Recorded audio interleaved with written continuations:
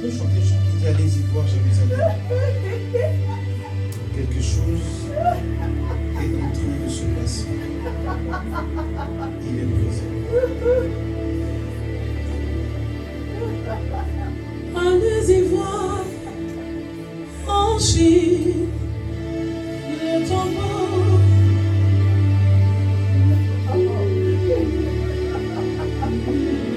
Demandez après Bouddha, on dira que Bouddha est mort. On prie à Jésus.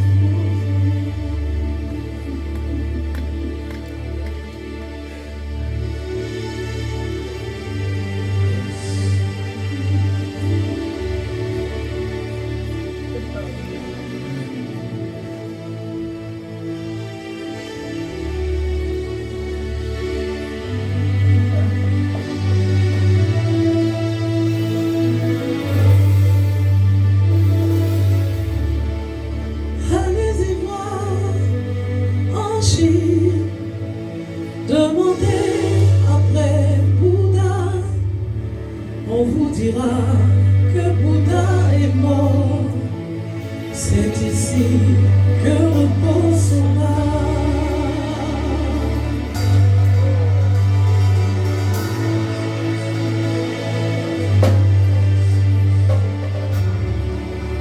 Allez-y voir en Égypte, demandez après Pharaon, on vous dira Pharaon est mort. C'est ici que repose son âme.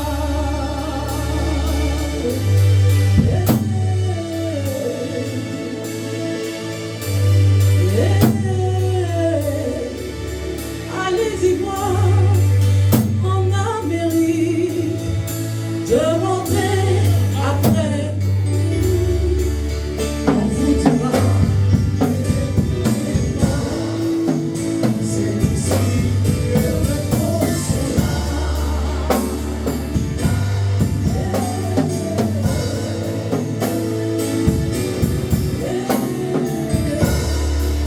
Allez-y voir à Jérusalem,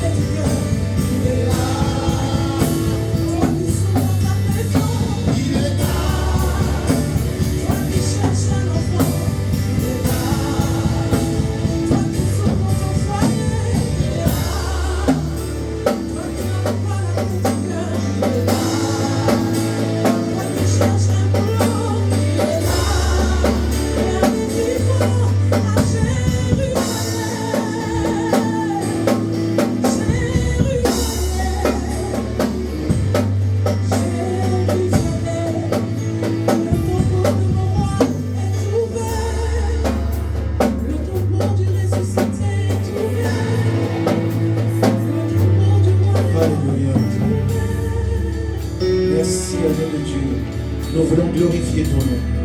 Nous voulons te célébrer, toi qui vis d'âge en âge, d'éternité en éternité. La Bible dit que tu es l'alpha et l'oméga, le commencement et la fin. La Bible déclare qu'en toi il y a la vie et il y a la résurrection. En dehors de toi, il n'y a point d'autre Dieu. Tu es l'unique, tu es l'incomparable.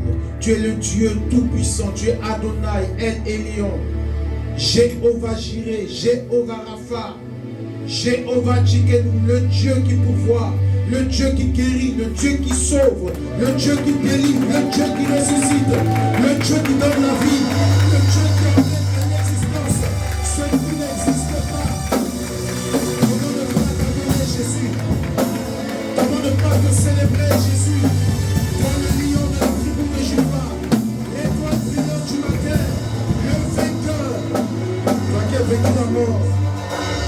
Je veux t'adorer, te célébrer et te dire que tu es Dieu. Merci, merci, merci Saint-Esprit. Au nom de Jésus. Acclame Jésus de Nazareth. Assieds-toi dans la présence de Dieu.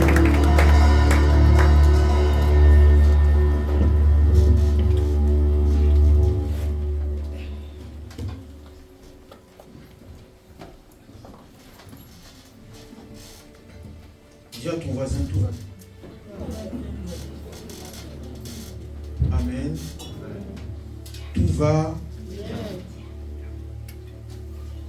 Prends avec moi Éphésiens chapitre 2 à partir du verset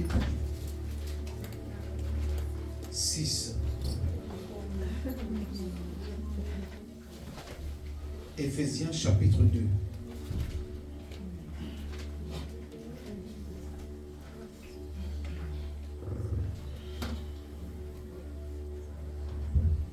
Ça va, il fait pas froid, c'est bon.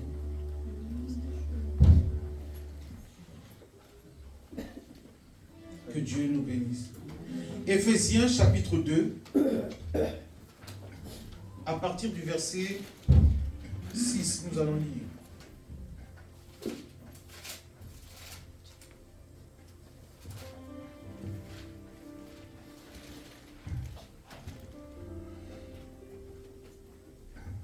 C'est une exhortation. Je vais vous faire comprendre quelque chose qui vient de la part de Dieu. Quelqu'un dit Amen. Amen. Oh, quelqu'un dit Amen bien. Amen. Éphésiens 2, à partir du verset 6. Alléluia. Bien-aimé, est-ce qu'on peut s'élever pour écouter la parole de Dieu? Éphésiens chapitre 2, à partir du verset 26. 6. Et là, à partir du verset 6. Je lis la parole de Dieu. Il nous a ressuscités ensemble et nous a fait asseoir ensemble dans les lieux célestes en Jésus-Christ, afin de montrer dans les siècles à venir l'infinie richesse de sa grâce par sa bonté envers nous en Jésus-Christ. Car c'est par la grâce que vous êtes sauvés, par le moyen de la foi. Et cela ne vient pas de vous, c'est le don de Dieu. Ce n'est point par les œuvres, afin que personne ne se glorifie. Car nous sommes son ouvrage, ayant été créés en Jésus-Christ pour de bonnes œuvres de Dieu à préparer d'avance, afin que nous les pratiquions. Quelqu'un dit Amen. Amen. Assieds-toi dans la présence de Dieu. La Bible déclare, il nous a ressuscités ensemble et nous a fait asseoir ensemble dans les lieux célestes en Jésus-Christ. Donc, nous étions morts par notre vie, nous étions morts par notre manière de penser, par nos manières de faire les choses. La vie païenne nous a tués. Amen. C'est-à-dire que le désir de vivre selon les hommes de ce monde nous a tués. Et la Bible dit que il nous a ressuscités, donc il nous, les enfants de Dieu que nous sommes des ressuscités. Quelqu'un dit Amen. Amen. C'est-à-dire que tu viens de loin. Yes. C'est-à-dire que bien vrai que tu vivais, mais tu étais mort. Tu étais mort sur le plan spirituel. Donc, tu n'avais pas d'espérance. Et tu as été ressuscité. Il nous a fait asseoir dans les lieux célestes en Jésus-Christ, afin de nous montrer dans les siècles à venir l'infinie richesse de sa grâce, par sa bonté envers nous en Jésus-Christ. Voilà le passage qui m'intéresse, que nous allons traiter. Car c'est par la grâce que vous êtes sauvés au moyen de la foi. Et cela ne vient pas de vous, c'est le don de Dieu. Amen. Car ce n'est point par les œuvres, afin que personne ne se glorifie. Quelqu'un dit Amen. Amen. J'aimerais dire, en quelques minutes, à quelqu'un que si tu es sauvé, ce n'est pas par ta force. Si tu es sauvé, ce n'est pas parce que tu pries bien. Si tu es sauvé, ce n'est pas parce que tu adores le Seigneur correctement. Si tu es sauvé, ce n'est pas parce que tu donnes ta dîme ou tu payes une offrande. Si tu es sauvé, ce n'est pas parce que tu as une bonne attitude. Mais la Bible dit que nous sommes sauvés par la grâce. C'est-à-dire que nous n'avons aucun mérite d'être enfants de Dieu. Nous n'avons aucun mérite. Même nous, en tant que prédicateurs et serviteurs de Dieu, nous n'avons aucun mérite. C'est une grâce.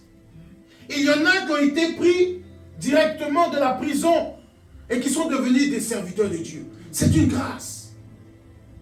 Il y a des personnes qui sont mieux que les prédicateurs de l'évangile, qui ont une vie beaucoup plus saine et agréable. Mais il a plu à Dieu de faire grâce à une catégorie de personnes pour qu'ils soient les témoins de sa gloire. Et ici, la Bible dit que ce n'est pas par les œuvres que nous sommes sauvés, mais c'est par la foi, c'est par la grâce au moyen de la foi. C'est-à-dire que celui qui croit en Jésus-Christ, dans son cœur et dans son âme, est sauvé. Donc c'est la foi en Jésus-Christ qui peut te sauver, qui peut t'affranchir, qui peut te délivrer, qui peut te restaurer, qui peut te libérer d'un envoûtement quelconque. C'est la grâce de Dieu. Quelqu'un aujourd'hui qui peut devenir riche, de pauvre qu'il était, c'est la grâce de Dieu.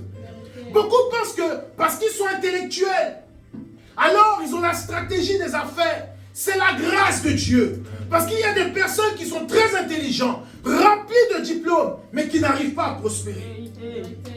Donc pourquoi toi tu peux le faire? C'est parce qu'il y a quelqu'un qui t'a fait grâce. Et celui qui peut considérer la grâce de Dieu, c'est quelqu'un qui connaît Dieu.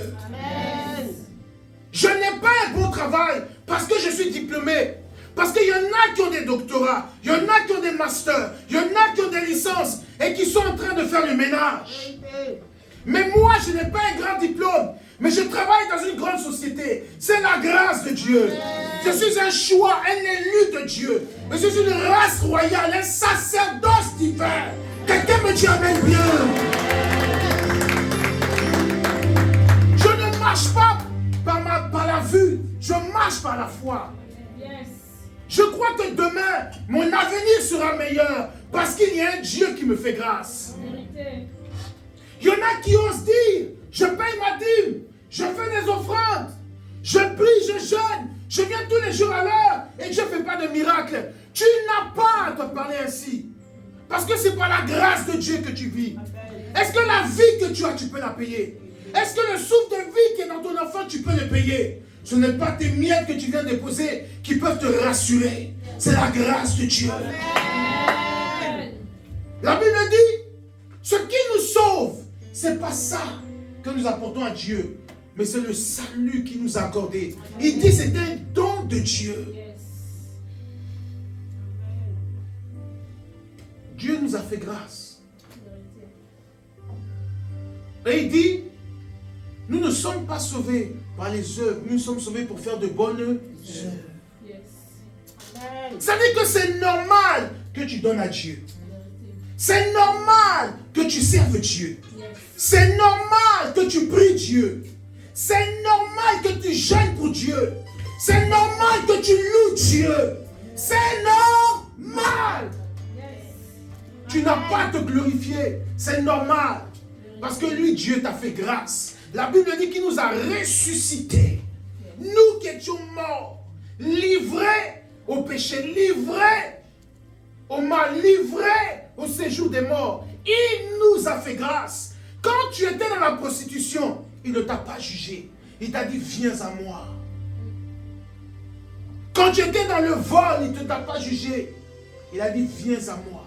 Regardez Jean chapitre 3, quand on prend de 16 à 17, la Bible nous dit, car Dieu a tant aimé le monde qu'il a donné qui? Son Fils. Afin que quiconque croit en lui ne périsse point, mais qu'il ait la vie éternelle. La Bible dit, quiconque, qu'il soit féticheur, qu'il soit marabout, qu'il soit prostitué, qu'il soit braqueur de banque, qu'il soit impudique, quiconque, la Bible n'a pas mentionné une catégorie de personnes qui pouvaient être sauvées. Amen. La Bible dit quiconque. Donc c'est-à-dire que tout le monde a droit au salut de Dieu. Amen. Dieu ne juge personne. L'homme peut te juger, Dieu ne te jugera jamais. Dieu ne juge pas ses enfants, Dieu aime ses enfants. Et au verset 17, la Bible dit qu'il n'a pas envoyé son fils pour juger les hommes, mais il l'a envoyé pourquoi? Pour sauver. Oh my God. Amen. Jésus n'est pas venu pour juger, mais il est venu pourquoi? Pour sauver. C'est pour cela que nous sommes assis là. Parce qu'il ne nous a pas jugés. Il nous a fait grâce. Jésus, c'est le don de Dieu. Quiconque invoquera le nom du Seigneur sera sauvé. Dieu ne fait acception de personne. Dieu ne regarde pas ton état de vie. Dieu regarde ton cœur. Écoutez, il y avait une femme du nom de Rahab, prostituée à Jéricho. Quand les envoyés, les émissaires de Josué sont arrivés, il y avait des gens nobles dans la ville. Il y avait ceux qui étaient proches du roi. Il y avait des gens de bonne vie. Mais personne n'a aidé les serviteurs de Dieu. Et la Bible déclare qu'il y avait une prostituée qui a caché les serviteurs de Dieu dans sa maison. Et les hommes de l'armée sont arrivés. Et ils ont dit, mais où sont ces hommes? Et la Bible déclare qu'ils les avaient cachés sur le toit. Personne n'a voulu aider les serviteurs de Dieu. Mais c'est une prostituée qui l'a fait. Et elle a dit, je bénis le nom de l'Éternel, le Dieu que vous servez. J'ai entendu parler de lui. J'ai compris que cette femme-là était conditionnée à la prostitution pour nourrir ses enfants. Parce que personne ne lui avait donné la solution. Personne ne lui avait dit qu'il y avait un autre recours pour nourrir tes enfants. Mais le jour qu'elle a eu l'opportunité de changer, c'est là que sa vie a commencé. Amen. Et les serviteurs ont dit, lorsque nous allons revenir, nous allons prendre Jéricho. Jéricho va tomber, mais toi et ta maison. Amen. Toi et ta maison. Écoutez, on parle d'une prostituée. On ne dit pas que c'est un médecin. On ne dit pas que c'est un juge. On ne dit pas que c'est un avocat. On ne dit pas que c'est un homme de bonne vie. On parle d'une prostituée. Une femme qui vend son corps. Qui dégrade son corps. Mais la Bible déclare qu'elle a été la seule à être trouvée juste aux yeux de Dieu. Amen. Qui connaît l'état du cœur de cette femme? Qui savait comment cette femme pleurait au-dedans d'elle? Qui savait comment cette femme disait, est-ce qu'un jour je pourrais sortir de cette vie? Est-ce qu'un jour je pourrais sortir de cette abomination? On ne regarde pas quelqu'un pour le juger. On ne regarde pas quelqu'un pour conditionner ses choix. Non, lui il vit comme ça. Est-ce que tu sais ce qui l'a emmené à vivre comme ça? Mais est-ce que tu sais si une proposition lui a été faite pour sortir de cette situation? Et aujourd'hui, Jésus vient te dire qu'il ne regarde pas ce que tu as fait hier, mais dit aujourd'hui, il fait de toi quelqu'un de nouveau. Amen. Jésus dit, tes forces là, comme maman Lito a dit, il n'en a pas besoin. Si tu es trop pur, tant mieux pour toi. Mais nous qui sommes sales là, c'est nous que Dieu a choisi pour prêcher l'évangile.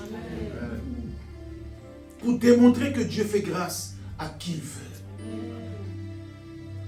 Souvent, on aime bien regarder le passé d'un prédicateur pour dire, oh mais lui c'est un faux. Mais est-ce que tu comprends que Dieu aime le faux pour le rendre vrai? Amen. Oh non, quelqu'un ne m'a pas dit amen. Si tu veux regarder dans mon passé, tu vas trouver le faux. L'apôtre Paul, le plus grand prédicateur, celui qui a parcouru des nations et des nations, était un meurtrier, un blasphémateur. Mais la Bible dit, il dit, moi qui étais auparavant blasphémateur, persécuteur, et maintenant apôtre de Jésus-Christ. Amen. C'est-à-dire qu'il se présente comme étant mauvais, Et aujourd'hui, il est devenu pauvre. Amen. C'est ça un enfant de Dieu. Un enfant de Dieu a une histoire, un témoignage. Nous sommes les témoins oculaires de la résurrection de Jésus-Christ. Nous sommes des ressuscités. Hier, on était des voleurs. Aujourd'hui, on est des prédicateurs de l'évangile. Hier, on était de la prostitution. Aujourd'hui, on est chantres, instrumentistes, batteurs, interprètes, serviteurs de Dieu. Parce qu'il y a un Dieu qui change les cœurs. Il y a un Dieu qui transforme les cœurs. Il ne te demande pas de l'argent pour cela. Mais la Bible dit que c'est un don gratuit. Amen. Il te donne gratuitement. La seule chose qu'il te demande en échange, donne-moi ta vie. C'est pour ça qu'il y a un chant qui dit, prends ma main et conduis-moi. Prends ma main et conduis-moi. Je ne sais pas comment marcher. Je ne sais pas comment marcher. Prends ma main et conduis-moi. Prends ma main et conduis-moi. Un vrai enfant de Dieu doit marcher comme ça. Seigneur, je ne sais pas. Fais-le pour moi. Accompagne-moi. Dirige-moi. J'aime le psaume 23 qui dit l'Éternel est mon berger. C'est-à-dire que Dieu est celui qui me conduit. Je suis derrière et il est devant. Amen. Je ne manquerai de rien. Quand tu es un berger, tu ne peux pas te soucier de ce que tu vas manger. Parce que c'est lui qui doit se soucier de ce que toi tu dois manger. Amen. C'est le berger qui cherche le vert pâturage. Et il dirige des brebis. Je prophétise en cette fin d'année que ton berger te dirige dans de verts pâturages. Il me dirige près des eaux paisibles. Il restaure mon âme. Il y a des gens qui sont accablés. Il y a des gens qui sont oppressés, opprimés. Il y a des gens qui se disent jusqu'à quand, Seigneur? Mais il est celui qui te dirige près des eaux paisibles. Au moment où tu as soif, tu te dis c'est la faim. C'est là que l'eau arrive. Jésus a dit à ses disciples, il y a un homme qui porte la cruche d'eau. Si vous le voyez, suivez-le. L'eau, c'est le symbole de la parole. La parole est une source d'eau vive. Je parle à tous ceux qui sont assoiffés.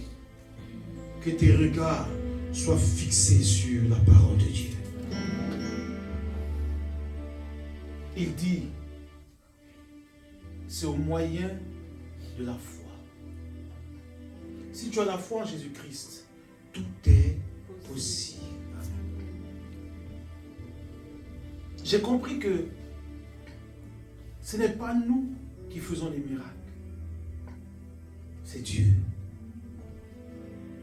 Ça ne sert à rien de crier Seigneur. Si Dieu veut le faire, il le fera. Ce n'est pas parce que tu as crié fort que Dieu va descendre fort. Je l'ai expérimenté. Il y a des vies qui ont été transformées sans la force de quelqu'un. Tu dis à quelqu'un, reçois au nom de Jésus. Et la personne vient témoigner de la puissance de Dieu. Mais qu'est-ce que tu as fait? Tu n'as rien fait. C'est Dieu, par sa grâce. Je veux, à partir d'aujourd'hui, que tu marches par la grâce de Dieu. Amen. Que tu te dises que demain sera meilleur. Ne te bats pas pour que demain soit meilleur, mais confie ça à celui qui a vaincu. Amen. Et il vaincra pour toi. Toi, tu n'as pas la force. Même pour arriver jusqu'à demain, tu ne sais pas si tu vas y arriver. Mais lui, il sait. Amen. Donc, il faut mieux te confier à celui qui sait tout, qui connaît tout, qui voit tout, qui entend toutes choses. Confie-lui ta vie. Dis-lui, Seigneur, demain est un jour nouveau, mais je veux rentrer avec toi dans ce jour nouveau. Souvent, tu cours pour aller au travail. À cause de 1200, 1300, 1500, 1800, 2000, tu te fatigues. À la fin du mois, tu regardes ton compte de 2000, ça fait comme rien. C'est-à-dire que tous les prélèvements sont passés en 48 heures. Mais toi, tu as travaillé 30 jours. Est-ce que tu peux voir comment tu te fatigues? Mais quand tu as la grâce de Dieu, au lieu de descendre, tu montes. Amen. Tu regardes ton compte bancaire, tous les prélèvements sont passés, il y a encore 1000 euros. Tu dis, mais c'est pas possible. Amen. C'est possible. Avec Jésus-Christ, tout est possible. J'ai vu des gens qui ne travaillent pas et ils vivent mieux que ceux qui travaillent. Salomon dit, vanité des vanités, tout est Vanité. On court après des choses. Il y a des gens qui ont eu ça, ils sont morts. Et il y a des gens d'autres qui ont pris et qui ont fait n'importe quoi. Que la grâce de Dieu te soutienne. Amen. Que ce soit Dieu qui tienne tes finances. Amen. Que quand l'argent arrive sur ton compte bancaire, que la main de l'Éternel soit dessus. Amen. Que lui-même il paye et qu'il laisse le reste pour toi. Amen. Nous sommes des hommes qui vivent par la grâce. J'aime ce passage. Regardez, je vais finir. J'ai fini mon exhortation. Je vais t'exhorter aujourd'hui. Il dit au verset 10, car nous sommes son ouvrage, ayant été créés en Jésus-Christ pour de bonnes œuvres que Dieu a préparées d'avance afin que nous les pratiquions. Ça veut dire quoi? Ça veut dire que nous avons été préparés à l'avance pour servir Dieu. Amen. Nous sommes nés pour glorifier Dieu. C'est-à-dire que notre vie n'a de sens que lorsque nous sommes dans la présence de Dieu. Il y a des choses qui vont se réaliser dans nos vies lorsqu'on sera ancré dans les choses de Dieu. Tu as été mis à part, tu as été préparé pour Dieu. Laisse-le te conduire. Vous savez, la foi, moi je trouve que c'est la chose la plus difficile. Parce que très souvent, en tant qu'homme, on arrive facilement à douter. On arrive facilement à tomber. Et on se pose la question, est-ce que ça va marcher? Mais une fois que tu as la foi, tu es un homme droit. Tu n'as pas peur d'affronter l'adversité. Tu n'as pas peur d'affronter les épreuves. Je me souviens, en 98, à Dabou, en Côte d'Ivoire, on était au collège et il y a un jeune homme qui disait que Jésus n'existe pas. Et les gens m'ont appelé, m'ont dit, viens, viens, viens, viens. Il dit que Jésus n'existe pas. Je lui ai dit, il y avait, vous voyez, à Dabou, pour ceux qui ont connu Dabou, c'est la terre rouge partout. Donc il y avait une grande route comme ça. C'est la terre battue rouge. Et il y avait un cimetière et juste à côté, il y avait une école. Et j'étais là. Et je lui ai dit, tu vois le goudron qui est au bout là-bas? Il me dit oui. J'ai dit, vas-y, marche. Avant que tu arrives au bout de la rue, Jésus va apparaître. Si Jésus n'apparaît pas, c'est qu'il n'existe pas. Et toute l'école était là, comme ça, on le regardait marcher. Il a fait un pas, deux pas, il est tombé à genoux, il a commencé à pleurer. Il dit, je crois en Jésus-Christ. Alors il y a un ami qui dit, mais et si Jésus maintenant n'était pas arrivé, tu allais faire quoi? Je lui ai dit, c'est la foi. Amen. Comment est-ce que tu peux dire à quelqu'un Jésus va apparaître, marche, si tu n'as pas la foi? C'est une folie. Amen. La Bible dit que l'évangile est une folie pour celui qui croit. C'est une folie. Quand tu es en Jésus-Christ, tu peux déclarer des choses impossibles qui vont devenir possibles. Amen.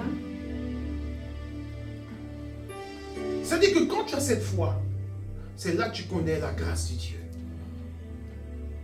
Quand tu dis à la difficulté, ôte-toi de mon chemin, puis elle disparaît. C'est là que tu te dis qu'il y a un Dieu qui existe. Amen. Et je prie ce matin que tu reçoives la foi en Jésus-Christ. Sois un fou de Jésus. Vous savez, on cherche beaucoup la délivrance, on cherche beaucoup les guérisons, on cherche beaucoup de miracles. Mais quand tu n'as pas rencontré Jésus, tu cherches. Mais quand tu as rencontré Jésus, tu as trouvé le miracle. Amen. Parce qu'il est le miracle. Il y a des gens qui prient chez eux, qui ont des visitations à domicile. Pourquoi pas toi? J'ai l'habitude de vous enseigner. On ne court pas après un homme de Dieu. On court après Jésus-Christ. Et quand tu cours après Jésus-Christ, Dieu mettra maintenant son serviteur devant toi pour te demander que veux-tu que je fasse pour toi. Amen. C'est toi qui déclenche le miracle. C'est toi qui déclenche l'onction qui est dans l'homme de Dieu. C'est toi. Si tu as la foi en Jésus-Christ, Dieu va emmener quelqu'un pour te bénir. Amen. Où est-ce que tu mets ton fondement? Regarde à Jésus-Christ. Que tes regards soient fixés, focus sur Jésus. Et je vais te dire que ne pense pas que parce que tu marches droit, tu seras sauvé. C'est là que tu vas chuter. Parce que personne n'est digne. La Bible dit que tous ont péché, sont privés de la gloire de Dieu. C'est-à-dire que la perfection, là, c'est Dieu qui la met en chacun de nous. Donc, ne pense pas que tu es mieux que quelqu'un, mais pense que chaque jour, Dieu rectifie ta marche. Amen. Que chaque jour, tu apprends avec le Seigneur. Que Dieu nous bénisse. Amen. Acclame très fort Jésus.